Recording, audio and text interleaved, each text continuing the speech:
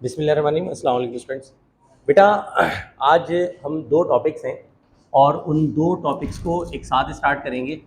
दोनों ही काफ़ी detail topics हैं। अराउंड मेरा ख्याल है कम से कम 2 या 3 क्लासेस तक ये वाला टॉपिक चलेगा। और ये जो टॉपिक कवर होगा, मेरी नॉलेज के मुताबिक, मेरे एक्सपीरियंस के मुताबिक और मेरे मुताबिक इनमें से कम 2 MCQs, कोई भी टॉपिक हो, कोई भी टेस्ट हो और उसमें फिज़िक्स अगर इंक्लूड है तो कंफर्म आता है।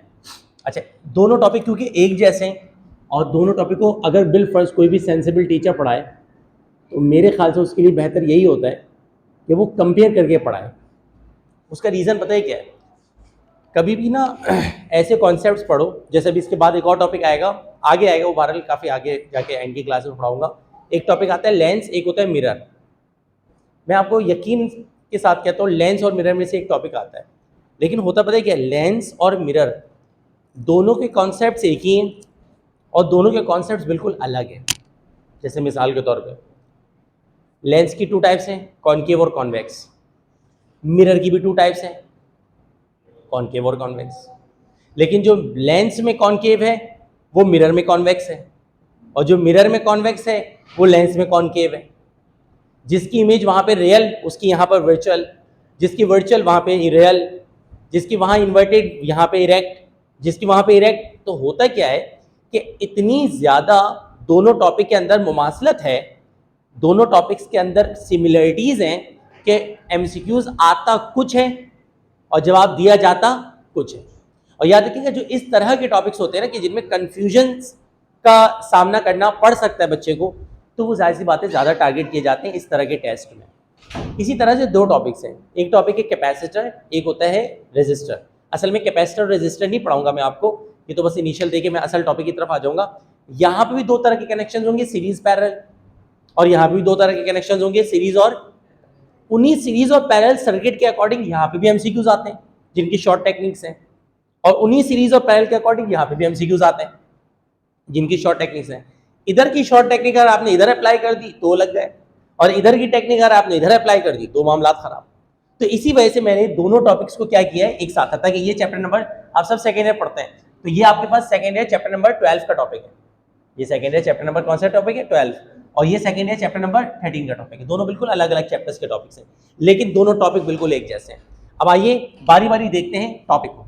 सबसे पहली बात कैपेसिटर। देखिए, कैपेसिटर सिंपली एक डिवाइस होती है यूज टू स्टोर चार्ज। अगर आप चाहें तो रजिस्टर में निकाल के मेरे साथ साथ लिख भी सकते हैं। कैपेसिटर एक डिवाइस है, क्योंकि मैं मिटाऊंगा फौरन फौरन, वीडियो लंबी ना हो। कैपेसिटर एक डिवाइस है जो कि चार्ज को क्या करती है? स्टोर करती है। अच्छा, रेजिस्टर क्या है?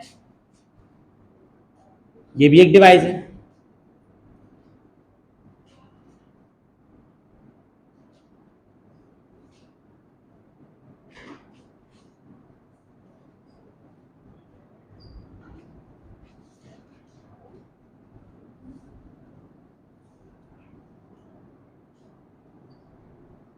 ये भी एक डिवाइस है जो कि चार्जेस की मोशन को रेजिस्ट करती है। यानी दोनों आपके पास एक जैसी डिवाइस मैंने बताई, लेकिन कैपेसिटर एक ऐसी डिवाइस है कि जो कैपेसिटर एक ऐसी डिवाइस है कि जो चार्जेस को स्टोर कर रही है, और रेजिस्टर एक ऐसी डिवाइस है कि जो चार्जेस को रेजिस्ट कर रही है, रोक रही है या यूज कर रही है उसकी एनर्जी को।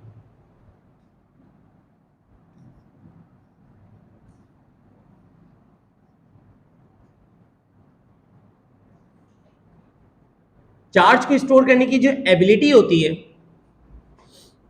उसको आप यहां पर कहते हैं कैपेसिटेंस। आप कहेंगे जी सर बिल्कुल सही है। और इसी तरीके से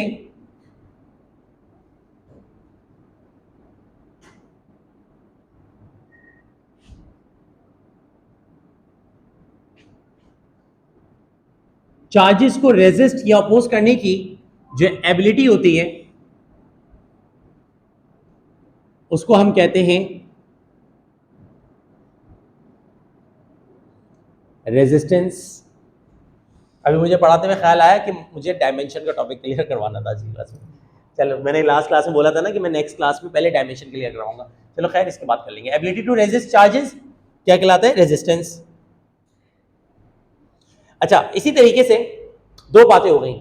चार्जेस को रेजिस्ट करने की एबिलिटी रेजिस्टेंस, चार्जेस को स्टोर करने की कैपेसिटी या एबिलिटी कैपेसिटेंस। इसकी जो यूनिट होगी वो होगी फैरेड, इसकी जो यूनिट होगी वो होगी ओम। इसका जो फॉर्मूला होता है कैपेसिटेंस का वो होता है Q अपॉन V। चार्ज का या सॉरी कैपेसिटेंस का फॉर्मूला होता है Q अपॉन V, यानी charge per unit what is called capacitance. जबकि रेजिस्टेंस का जो फॉर्मूला होता है वो होता है V अपॉन I।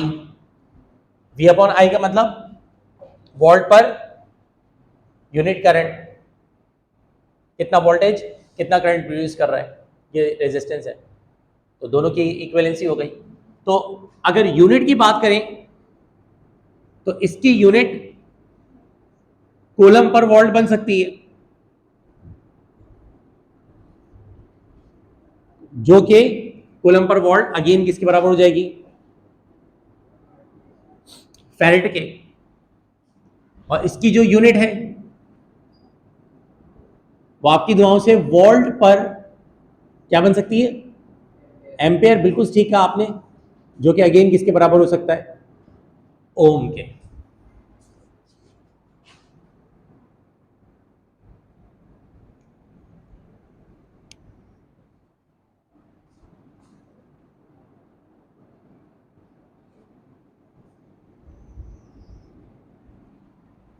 कैपेसिटर को कनेक्ट करने के दो तरीकेकार होते हैं। एक होता है सीरीज और एक होता है पैरेलल। कंपेयर करके पढ़ेंगे तो बहुत अच्छे से समझ में आएगा टॉपिक। और रेजिस्टर को भी कनेक्ट करने के दो तरीकेकार होते हैं। एक होता है सीरीज और एक होता है पैरेलल। एक होता है सीरीज और एक होता है पैरेलल। पे करते जा रहे हैं, कोई मसला हो रोक दीजिएगा फौरन से। अच्छा, सीरीज कनेक्शन किस तरह से होते हैं? अगर बिलफर्ज रेजिस्टर्स इस तरह से लगे हुए,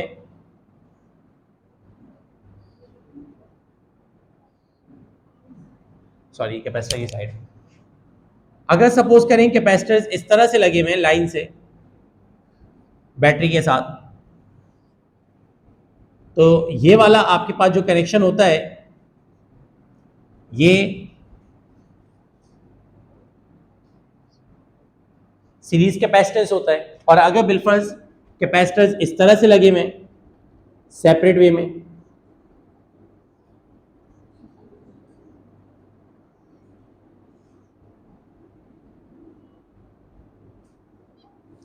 तो ये आपके पास पैरेलल होता है। अच्छा, सीन सिमिलरली यहां पर भी अगर रेजिस्टर्स ऐसे सीरीज में लाइन से लगे हुए हो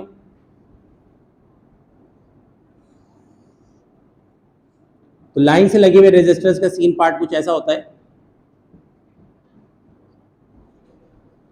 कि ये सीरीज होते हैं। और बिल्कुल ऐसे ही अगर रेजिस्टर्स इस तरह से लगे हों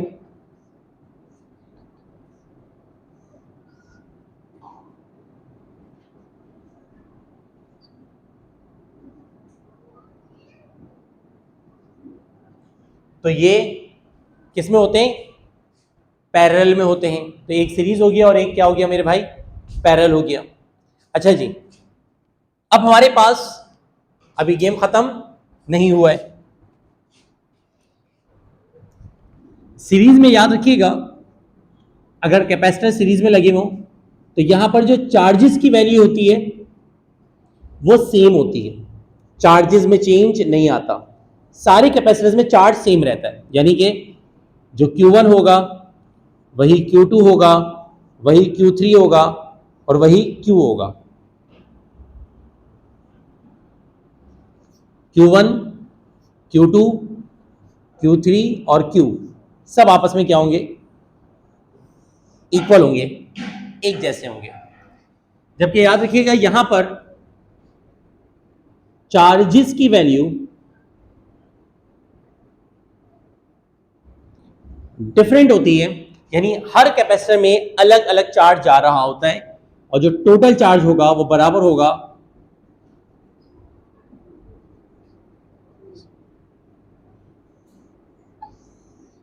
सम के। यहां पे चार्जेस सेम है सीरीज में और यहां पे चार्जेस डिफरेंट हैं। अच्छा, सिमिलरली रेजिस्टर वाले केस में यहां पर करंट क्या होता है, सेम होता है। करंट सेम का मतलब जो I1 होगा वही I2 होगा, वही I3 होगा और वही I होगा। I का मतलब टोटल करंट, जबकि यहां पे करंट डिफरेंट होगा।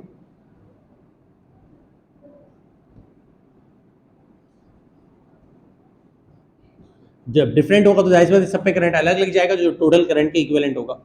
यानी कि I1 plus I2 plus I3 must be equal to the I। सब कॉन्सेप्ट आपस में मिक्स कर जाते हैं, मैं पहले बता रहा हूं, अभी तो पार्टी शुरू हुई है। जैसे जैसे ग्रेजुअली मैं आगे बढ़ूंगा आपको टॉपिक की वर्थ का आइडिया होना शुरू हो जाएगा। अच्छा, यहां पे दूसरा कॉन्सेप्ट, सीरीज में याद रखिएगा वोल्टेज या फिर पोटेंशियल डिफरेंस। सीरीज में याद रखिएगा वोल्टेज या फिर पोटेंशियल डिफरेंस डिफरेंट होता है। ऑब्वियसली बात है, सबसे ज्यादा वोल्टेज कैपेसिटर नंबर 1 पे आ रहा होगा, उससे कम कैपेसिटर नंबर 2 पे और सबसे कम कैपेसिटर नंबर 3 पे एंड सो ऑन। तो जो सबसे पहले कनेक्ट होगा उस पर ज्यादा वोल्टेज आएगा। यहाँ पे जो V होगा यानी टोटल वोल्टेज बराबर होगा वो तीनों के सम के बराबर होगा, क्योंकि तीनों पे इक्वली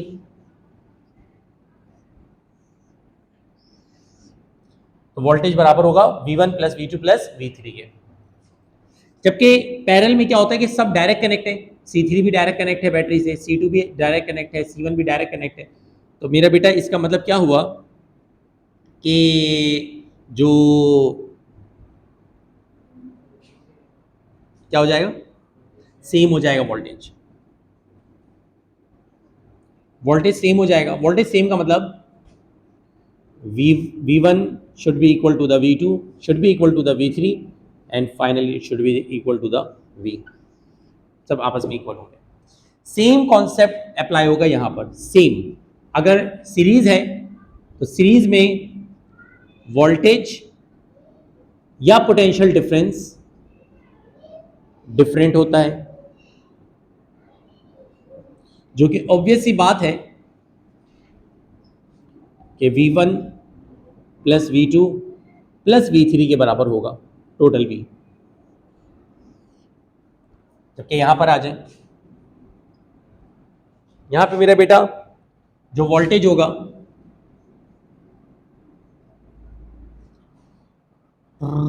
वो सेम होगा, वोल्टेज या पोटेंशियल डिफरेंस दोनों बोल सकते हैं, सेम होगा। यानी कि V1 is equal to V2 is equal to V3 is equal to V।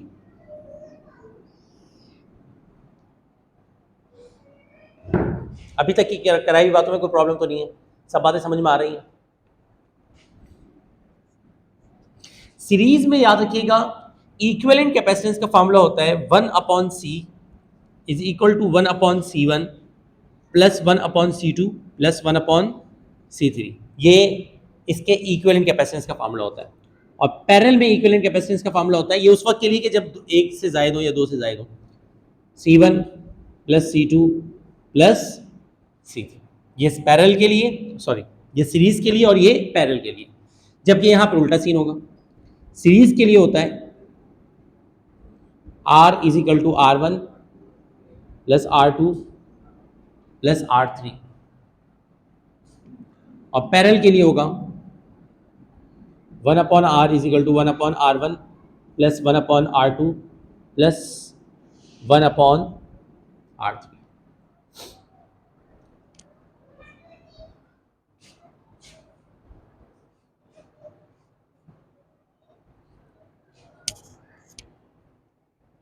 कहाँ से डिस्को लग गया मेरे से। अच्छा जी, ये बातें समझ में आ रही हैं, आगे बढ़ जाऊँ, इजाज़त है।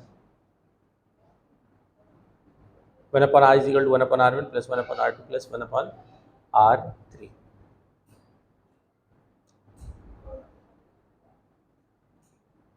लिखे यहाँ तक? एक सवाल कर रहा हूं मैं आपसे, हाँ ये वाला पॉइंट समझ में है, ये ड्राइव किया ना जब आपके पास ये वाला फॉर्मूला कैसे आया ये देख लो।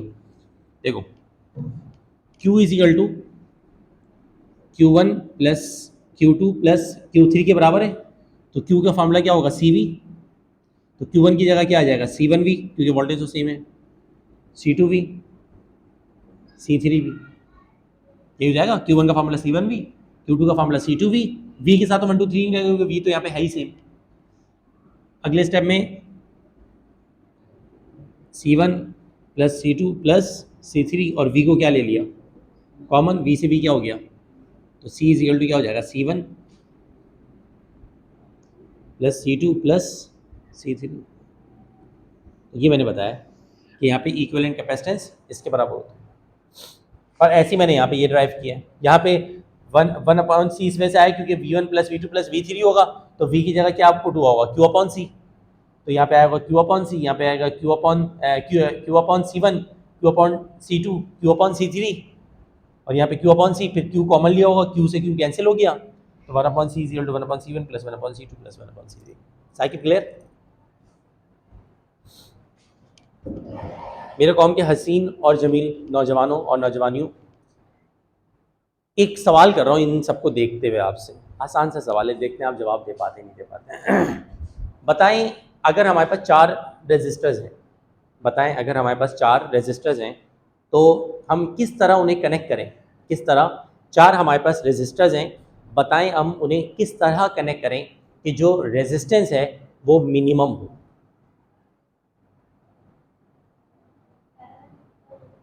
क्या आंसर आएगा इसका? चलो ऑप्शन दे देते हैं, सीरीज या पैरेलल, दो में से एक आंसर है। पैरेलल, उसका रीजन पता है क्या है? पैरेलल में रेसिप्रोकल प्लस हो रहा है, जब रेसिप्रोकल प्लस हो रहा है तो इसका मतलब क्या हुआ कि यहाँ पर जो रेजिस्टेंस होगी, यहाँ पे जो रेजिस्टेंस होगी वो मिनिमम होगी। यानी 4 रेजिस्टर्स हैं, उन 4 रेजिस्टर्स को मैंने पैरेलल में भी लगाया और 4 रेजिस्टर्स को मैंने सीरीज में भी लगाया, तो सीरीज में उन्हीं सेम 4 रेजिस्टर्स की जो रेजिस्टेंस होगी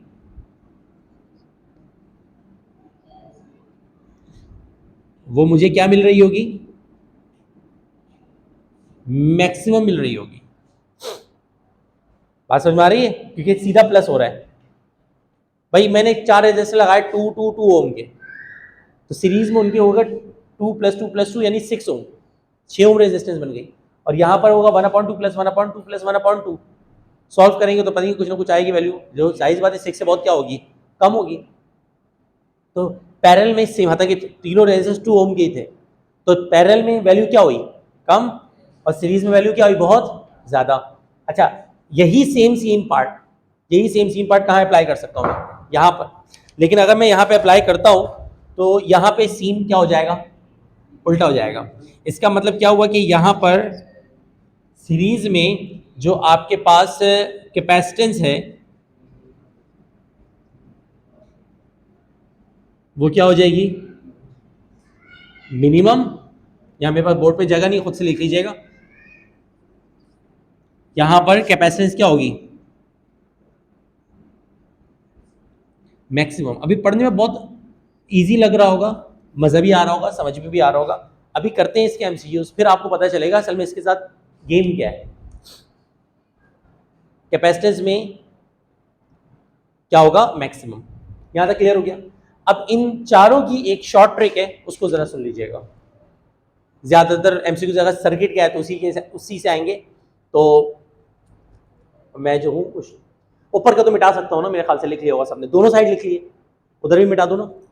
चलो अच्छा, अब एक यहाँ पे शॉर्ट ट्रिक है जो कि सेकेंड ईयर में आप जब ये जो मैंने पढ़ाया ना, सेकेंड में पढ़ाते हैं नौ में, तो ये जो है, लेकिन अब जो शॉर्ट ट्रिक बता रहा हूँ ये थोड़ी सी यूनिक चीज़ है। इमेजिन करो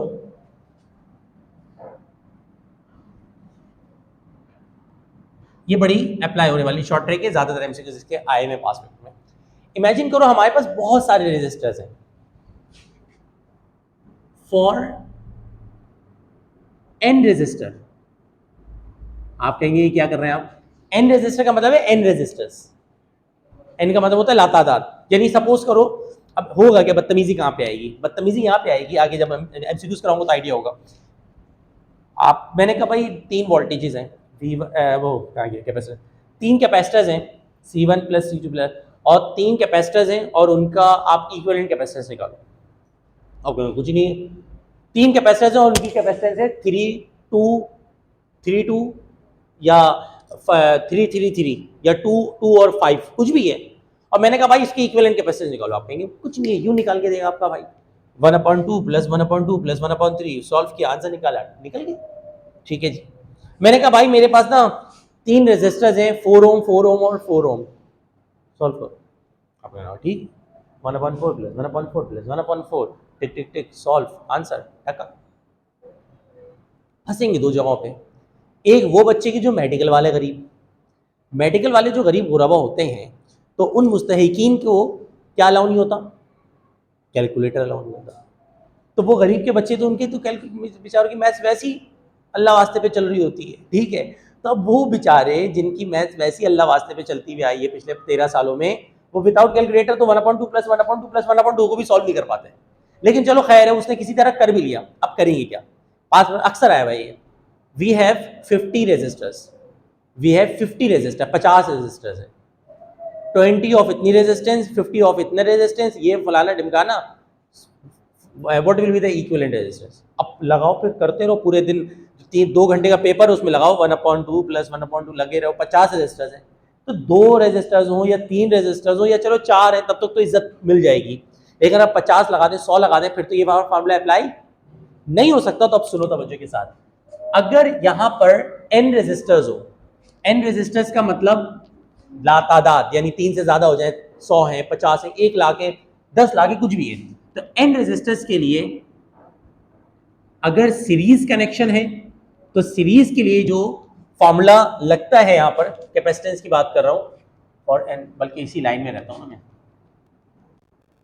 for n resistor, short trick, for n capacitors, अगर n कैपेसिटर है, फिर से मैं रिपीट कर रहा हूं, n कैपेसिटर का मतलब है लातादाद कैपेसिटर्स। n कैपेसिटर्स के लिए जो C बराबर होगा वो बराबर होगा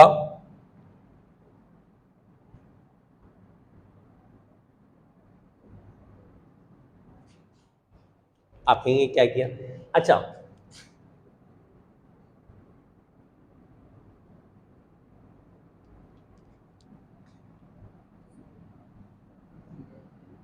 बता रहा हूं, इसके बाद अभी एमसीक्यूज कराऊंगा ना तो उसमें क्लियर हो जाएगा। लेकिन ख्याल रखिएगा कैपेसिटेंस क्या होना जरूरी है? सेम।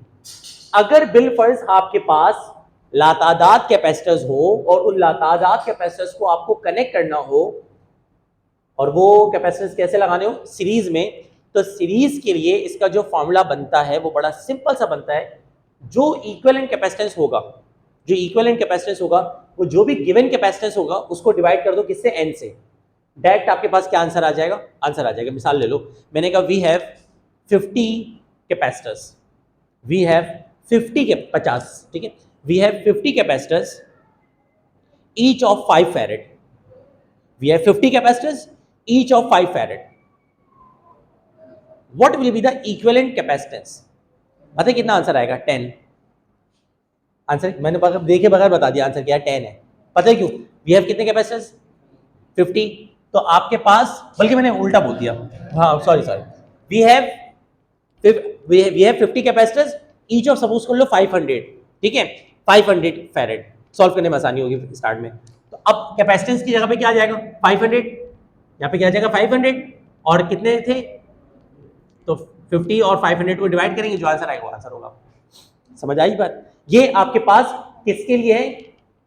सीरीज के लिए। अच्छा, आपके पास अगर बिलफर्स यही same scenario for n capacitors, अभी मैं एमसीक्यूज जब कराऊंगा तो और आइडिया हो जाएगा, अभी बर्दाश्त कर लो थोड़ा सा। For n capacitors of same capacitance,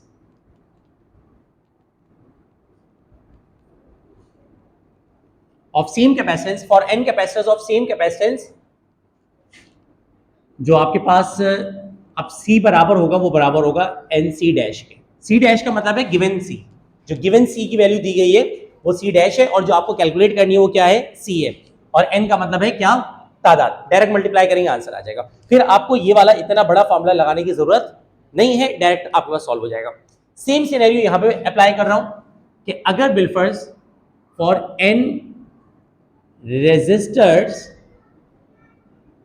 for n resistors और क्या बोल रहा हूं मैं, फॉर n रेजिस्टर्स ऑफ, बिल्कुल सही बोल रही हैं आप, फॉर सेम रेजिस्टेंस, जो R बराबर होगा वो किसके बराबर होगा, एन आर डैश के।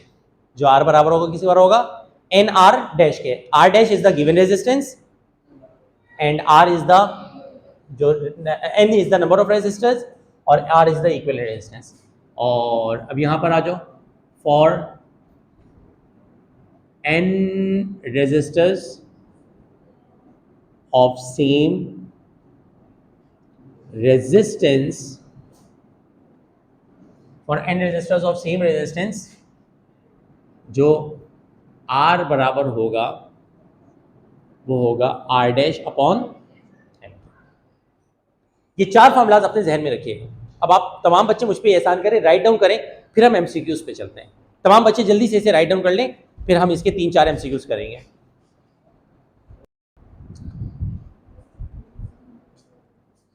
अच्छा, अब लिख तो लिया है ना आप लोगों ने?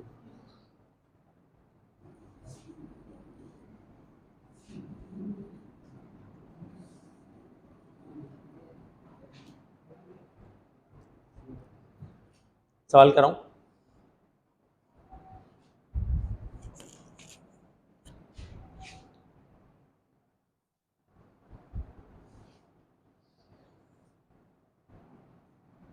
मेरे वाले नोट्स रखे हैं किसी के पास इस वक्त? जरा देने। मैं ना पास पेपर के एक एमसीक्यूज करवा रहा हूँ, और मोस्ट प्रोबेबली 2019 में आया था ये एनटीएस के उसमें, और ये बुक का ही क्वेश्चन है। एग्जैक्टली बुक में ये सेम क्वेश्चन मौजूद है। जब सॉल्व करवाता है टीचर तो बड़ी, मतलब अराउंड मेरे ख्याल से 1.5-2 पेज का इसका सॉल्यूशन होता है। 1.5 पेज का तो कम से कम सॉल्यूशन है इसका, और अभी आप करेंगे तो आपको आइडिया होगा कि आप हार्डली इस न्यूमेरिकल को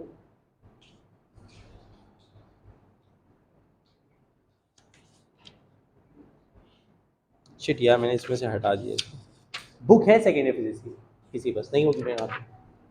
चलो खैर, उससे मिलता जुलता सवाल करवा देता हूँ, मुझे एग्जैक्ट वैल्यू याद नहीं आ रही है। सवाल लिखो, if we have 10 resistors, if we have 10 resistors, if we have 10 resistors, each of, if we have 10 resistors, each of 20 ohm, if we have 10 resistors, each of 20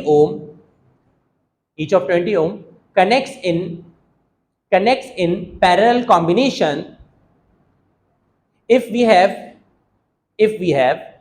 10 resistors, each of 20 ohm connects in parallel combination, and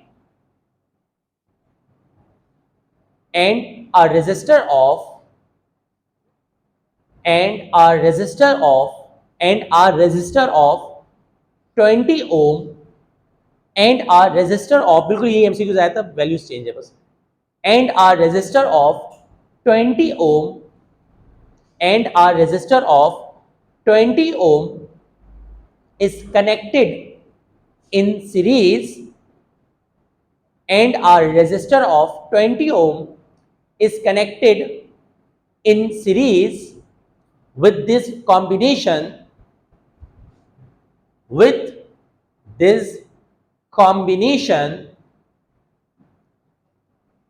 with this combination, then what will be the equivalent capacitance? नीचे options भी लिख लीजिए.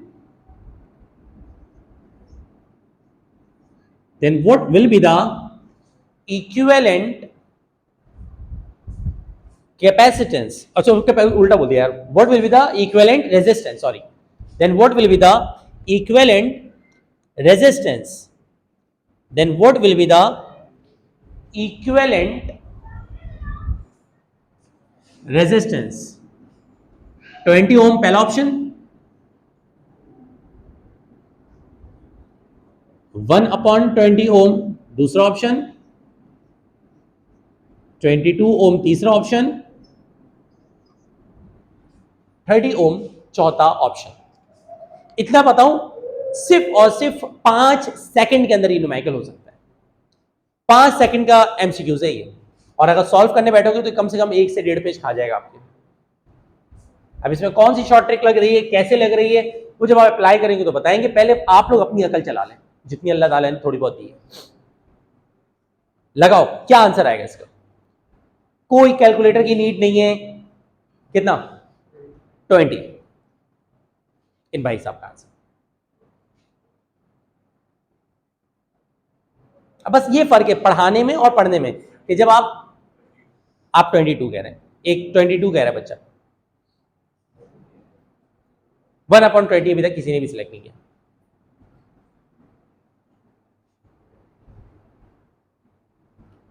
इस सवाल को अगर मैंने explain किया, आप 2 मिनट के अंदर आंसर देंगे इसका.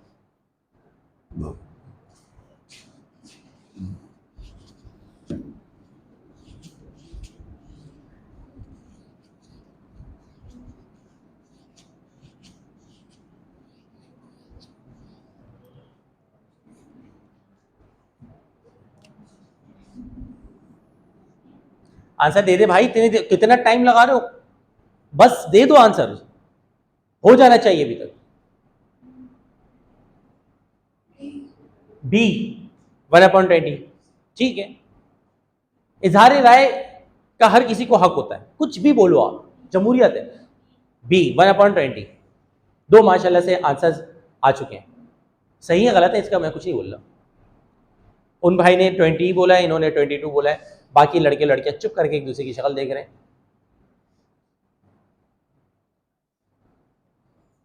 चलो भाई 30 खान तुम भी कुछ बोलो, कुछ तो बोलो. दिल रखने के लिए बोल दो कि सर ये है आंसर. ये दिल रखने के लिए बोला है, कॉन्सेप्चुअली तौर पर बोला है, दिल रखने के लिए. चलो खैर इसका आंसर सुन लो क्या है. अब ये आंसर क्या है मैं तो 2 मिनट के अंदर बता दे रहा हूँ. देखते मैंने बनाया न्यूमेरिकल ऐसे था कि हाथ के हाथ आंसर मिल जाए.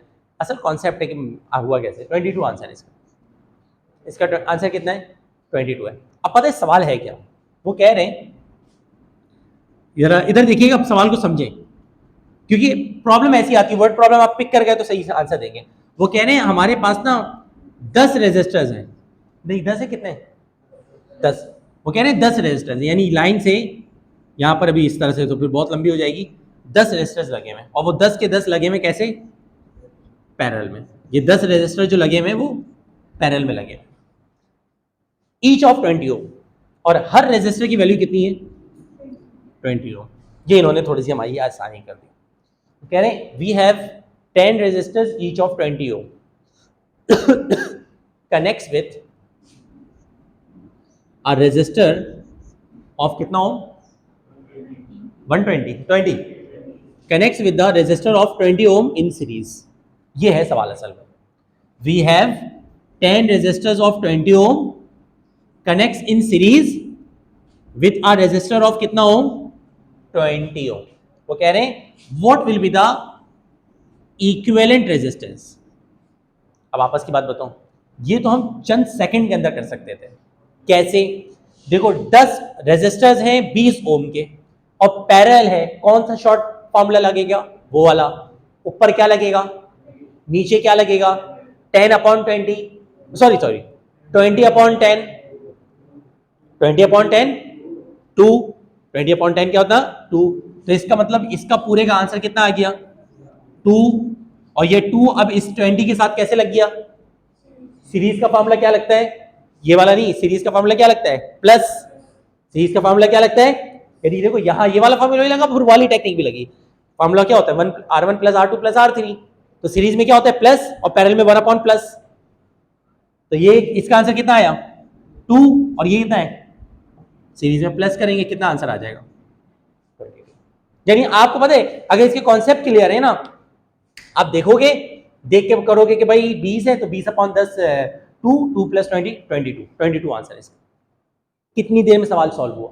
ये है असल, ये जो नॉर्मल पे लोग पूछते हैं ना कि एप्टीट्यूड असल में क्या है, असल में ये है कि आपको कॉन्सेप्ट ऐसे क्लियर होने चाहिए कि आप देखें सवाल को, वर्ड प्रॉब्लम को पढ़ा आपने, और वर्ड प्रॉब्लम, अब आपको एक न्यूमेरिकल मैंने दिया अभी, जब मैं पढ़ा रहा था सीरीज और पैरेलल, कैसा बिंदास समझ में आ रहा था, हाँ दादा करंट सेम, हाँ दादा चार्ज सेम, हाँ हाँ R1 प्लस R2, हाँ हाँ 1 अपॉन R। न्यूमेरिकल आया, हिल गए। यही फर्क होता है, सेम न्यूमेरिकल आता है, सेम MCQs आते हैं, सेम कॉन्सेप्चुअल क्वेश्चन होता है, पढ़ के उसको समझ ही नहीं आ रहा होता है। फिर वही सेम यहाँ पर क्या हुआ है, 3 चीजें चलती हैं। तुमने क्या किया था, तुक्का लगाया था, समझ के दिया था जवाब, समझ के दिया था इस बच्चे ने जवाब। मुझे थोड़ा सा कॉन्फिडेंस है इसके ऊपर कि इसने समझ के दिया था, इन भाई ने समझ के दिया था, पढ़ा लिखा बच्चा। एक और भी लोग होते हैं नसीब वाले, सौदा नसीब का, वो गरीब बैठा हुआ, नसीब पे टुक्का लगाया था इसने, और बोल के बोला था भाई टुक्का लगाया, नहीं पता कुछ भी, बोले 22 लगा देता। गए भाई, मतलब निकल गया भाई साहब, भाई ये और ये बराबर हो गए, वो नहीं पढ़ के और ये पढ़ के, दोनों क्या हो गए बराबर, क्योंकि रिजल्ट तो दोनों का ही आएगा सेम। पीछे से 1/8 इस बच्चे ने बोला, इसने 1/8, इन लोगों ने अपने हिसाब से जितनी समझ थी सारी लगा दी, और समझ के लगा के कॉन्सेप्ट लगाने के बाद भी आंसर क्या निकला, गलत। तो जाहिर सी बात है उस 20 के आंसर वहां पे 1/22 तो नहीं वो कर सकते ना, 22 तो 22 है। तो ये इस तरह से ना आपका मेरिट, अब जैसे यहाँ पे आपकी क्लास के अंदर बैठे हुए हैं ना, तो जितने बच्चे हैं, आप डिफरेंट बच्चों की मेरिट लिस्ट डिफरेंट बन गई, ये टॉप पे आ गया, वो भी टॉप पे साथ में आ गया, वो नीचे चली गई। तो इस तरह से पूरे के पूरे कराची के जब 15-20 हज़ार बच्चे टेस्ट देते हैं ना, तो ये इस तरह के MCQs होते हैं जो फैसला करते हैं कि कौन बच्चा ऊपर रहेगा और कौन बच्चा कहाँ आएगा, नीचे आएगा। अब उसमें कभी कभी ऐसा भी होता है कि पढ़ाई तैयारी करने वाले बच्चे, पढ़ने वाले बच्चे, मेहनती बच्चे नीचे हो जाते हैं, ऐसा भी होता है, नसीब। मैं इस वजह से एक दफ़ा मेरे पास एक लड़की आई बिल्कुल लास्ट में ना, उसका आजकल वो डॉक्टर है माशाल्लाह, और पटेल हॉस्पिटल में काफ़ी अच्छी उसकी सेटिंग हो गई है। तो मुझे बताया तो उनकी वालदा ने कि वो जो है ना ये पढ़ कर रही हैं, तो बिल्कुल लास्ट में आई वो बच्ची मेरे पास, बिल्कुल लास्ट, उसके ना 1 हफ्ते बाद टेस्ट था। तो इतनी बुरी हालत थी उस बच्ची की कि उसकी पढ़ाई वढ़ाई का कोई पुरसान हाल नहीं था। उन्होंने कहा कि भाई फिज़िक्स में बड़ी प्रॉब्लम है, ये है वो है, क्या करो। मैंने कुछ नहीं करो बेटा, तहज्जुद पढ़ो। हाँ, मैंने उसको बोला, मैंने कहा कुछ भी मत करो, तहज्जुद पढ़ो। फिर मैंने उसको एक बुक दी, और बुक दी, मैंने कहा बेटा बस तहज्जुद पढ़ो, और रात में जब कहते तहज्जुद में की भी दुआएं क्या नहीं होती, रद्द नहीं होती। मैंने कहा तहज्जुद पढ़ो, और तहज्जुद पढ़ने के बाद दुआएं करना, अपने लिए भी मेरे लिए भी, और साथ में जो है ना ये वाले MCQs कर लो बेटा। उसने कहा ठीक है सर। रोज़ मैं आता, 6 दिन उसको मैंने फिज़िक्स पढ़ाई होगी, और रोज़ आता मैं उसको चंद चैप्टर की ब्रीफ करता, फिर उसको पूछता कि हाँ भाई तहज्जुद वहज्जुद पढ़ी थी, तो हाँ सर। और आंखों में हल्का पड़ गया था उस बेचारी बच्ची की, बहुत प्यारी बच्ची थी, लेकिन पढ़ के जाहिर सी बात आपको पता है वो क्या कहते हैं, डार्क सर्कल्स आ जाते हैं, तो उनके थे। मैंने कहा तहज्जुद पढ़ ली, बोली सर नींद ही नहीं आती। मैंने कहा सोया करो, फिर उठ के तहज्जुद पढ़ा करो। तो करते कराते उसका टेस्ट हुआ, और उसका टेस्ट में पहले ही टेस्ट में मेरिट लिस्ट में क्या था, टॉप पे नाम था, ठीक है। और वापस जब आई थी तो कह रही थी सर टेस्ट अल्लाह बेहतर जानता है कैसा हुआ है, कुछ भी समझ में नहीं आ रहा था, बड़ा मुश्किल था। तो वो कौन सी थी वाली फीस थी, ये वाला फीस था वो, ठीक है ना।